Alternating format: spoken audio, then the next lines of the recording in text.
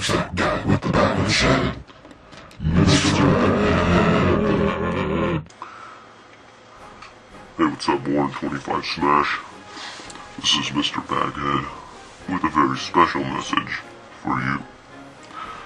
Now, I'm wearing a bag on my head because I am a very popular YouTuber who would rather keep his identity secret at this time. Alright, well, I've just recently watched quite a few of your videos and come to the decision that there's something that you're not seeing. Let's see. Why is American freedom worth Iraqi suffering? Talk some poop on the old President Bush. The old, the king guy, our king, you know, the emperor of the world, George W. Bush. Basically what I wanted to get at is that you had asked a couple of questions, like, why is American freedom worth Iraqi suffering? And the truth is, it has nothing to do with freedom, in the sense that someone from another country would understand. Basically, it's the type of freedom where you have the biggest gun and the biggest truck.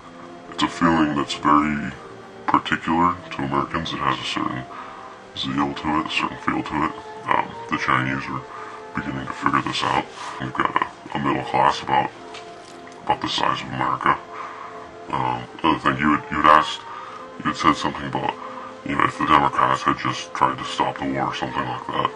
But the truth is, any person, any individual in the U.S. who becomes a senator or a congressman or works their way up to the military basically understands that the way to protect their job is by standing in line. And if there's a war going on, everybody stands in line. I mean, like, people talk about a revolving door between, you know, business and government, between big money and government, and basically what it comes down to is the connection between weapons makers and weapons dealers, which is what the entire thing is.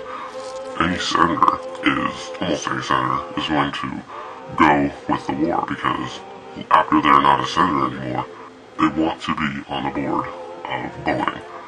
You know, they want to be president, vice president, you know, senior fucking analyst or whatever of Halliburton.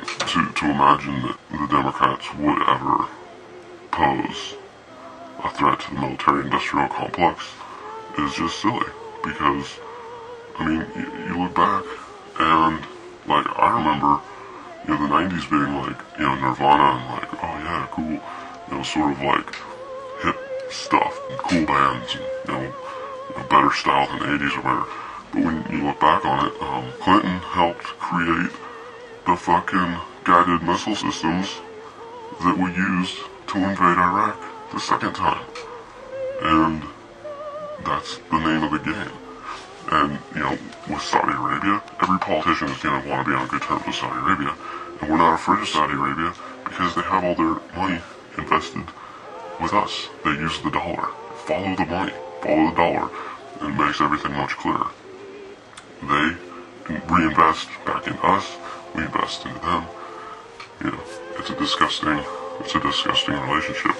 But it works. They trade all their oil using the dollar. When Iraq stopped using the dollar, we came up with a reason to invade them.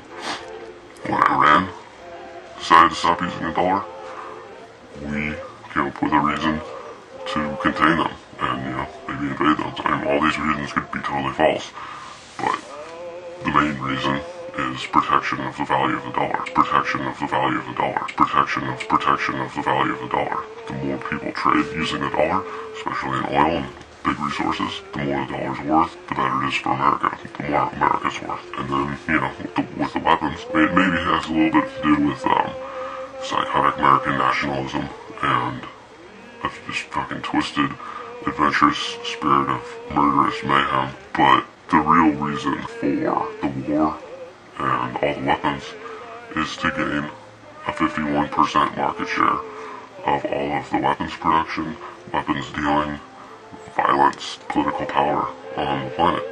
We used to have, you know, the Red Scare, the Russians, the Ruskies and communists are gonna fucking blow us up so we can boost out the military-industrial complex.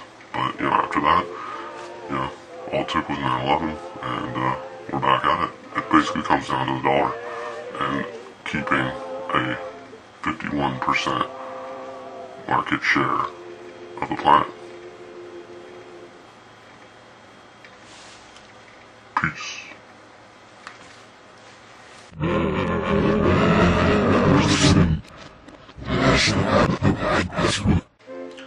Oh yeah, one more thing. If England hadn't screwed the pooch,